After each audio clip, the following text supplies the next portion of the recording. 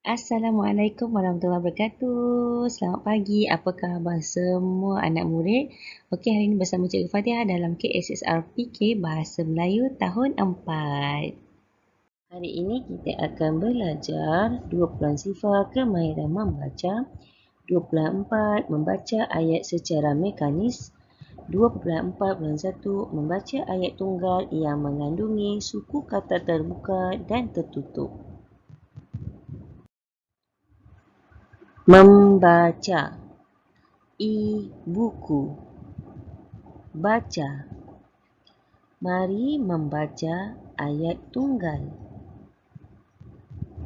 Pertama. Aduh, sakitnya perut saya. 2. Suilan fasih berbahasa Melayu. 3. Pesta buku Kuala Lumpur sungguh meriah. 4. Jagalah keselamatan semasa di jalan raya. 5. Farah membaca buku secara dalam talian. Okey, baik, seterusnya kita akan pergi kepada tugasan membaca.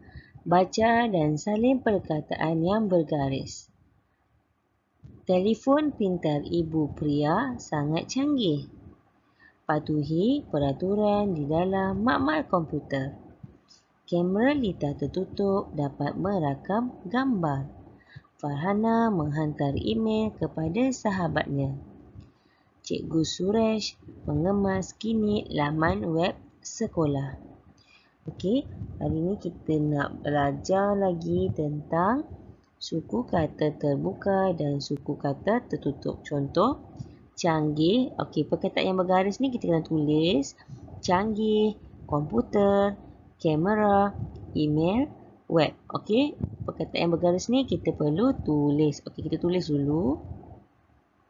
Okey, kita tulis dulu. Canggih.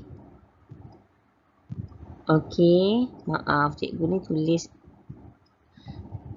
tab ni tegak.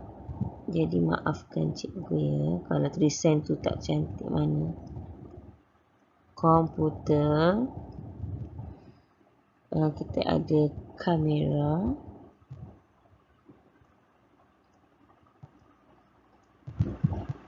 Ikutlah ya, kalau dia ada huruf besar, tulis huruf besar. Kalau dia semua huruf kecil, tulis huruf kecil. Email. So, kita ada web.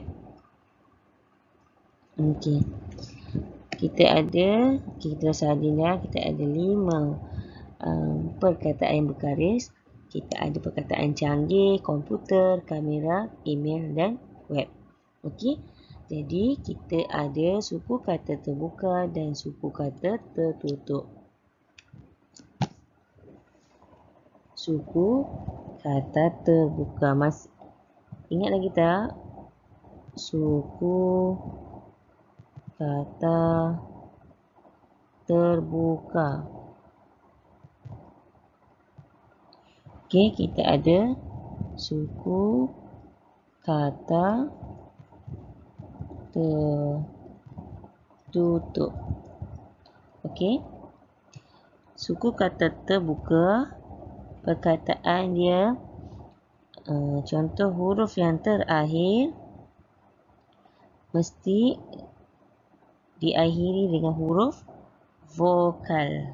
Ingat lagi tak? Diakhiri oleh huruf vokal. Contoh apa huruf vokal? A, E, I, O, U. Okey. Huruf akhir dia. Okey, huruf akhir dia huruf apa? Okey, kita kena tengok yang akhir sekali. Okey, kalau suku kata terbuka, tertutup, diakhiri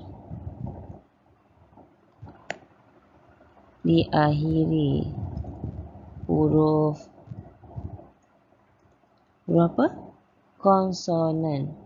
Huruf konsonan ini adalah huruf selain huruf vokal. Apa itu huruf konsonan? B, C, D, F, G, H, J, K, L, M, N, P, Q, R, S, T, V, W, X, Y dan Z. Okey.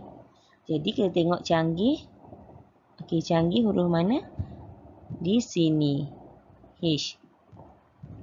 Di konsonan canggih. Jadi canggih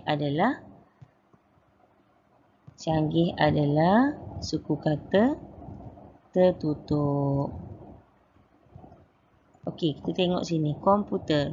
Huruf akhir sekali dia huruf R. Ada dekat vokal? Tak ada. Dia ada di sini. Jadi, komputer adalah suku kata tertutup. Okey. Seterusnya, kita ada perkataan kamera. Okey, tengok huruf akhir sekali dia huruf A. A kat mana? Sini, huruf vokal. Jadi, kamera adalah suku kata terbuka. Seterusnya kita tengok email. Huruf akhir dia huruf L di sini. Okey, jadi email adalah suku kata tertutup. Dan akhir sekali adalah perkataan web. Huruf apa akhir sekali ini? Huruf B. Jadi huruf B di sini. Okey, bermakna web adalah suku kata tertutup. Okey. Cikgu harap anak murid semua faham dan semoga bermanfaat. Terima kasih. Assalamualaikum.